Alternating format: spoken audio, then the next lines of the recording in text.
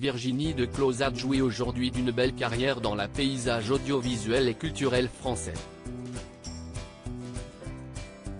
Après des débuts remarqués au cinéma, elle a poursuivi sa carrière dans la présentation de programmes télé sur de nombreuses chaînes de la TNT, enchaînant les projets divers et variés jusqu'à faire partie des animateurs de la première saison version française du télécrochet à succès The Voice, la plus belle voix au cours de l'année 2012, en compagnie notamment de Nikos Aliagas.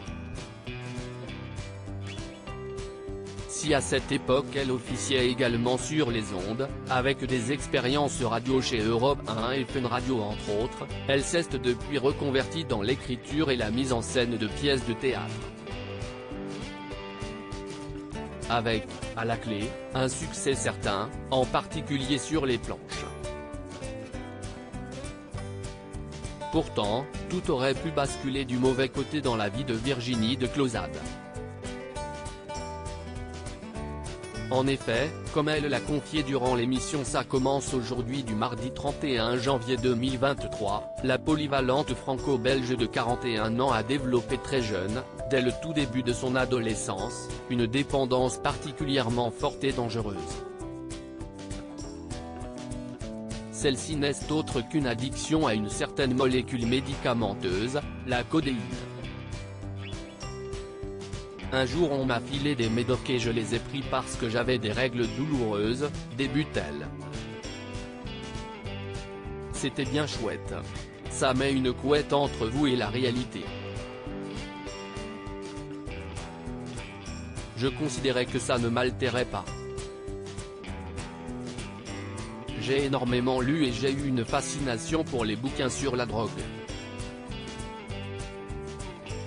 Donc j'ai rapidement compris que la codéine est un dérivé de l'opium au même titre que l'héroïne, développe-t-elle ensuite auprès de l'animatrice Faustine Bollaert. Ce n'est pas possible.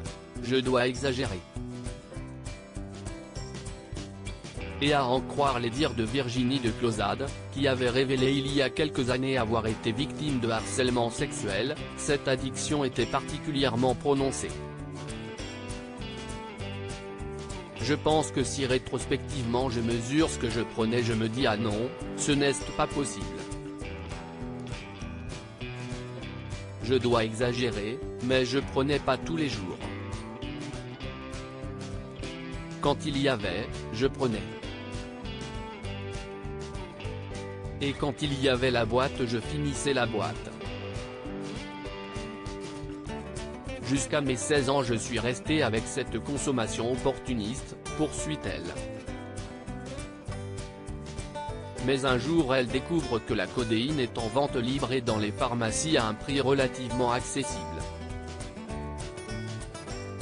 Alors là, dit-elle, cette addiction s'étendait même à plusieurs types de médicaments. Virginie de Clozade a également révélé prendre du paracétamol en même temps à cette époque, une pratique particulièrement dangereuse puisqu'elle peut engendrer des lésions graves au niveau du foie notamment. Une mauvaise habitude dont elle a heureusement réussi à se débarrasser aujourd'hui.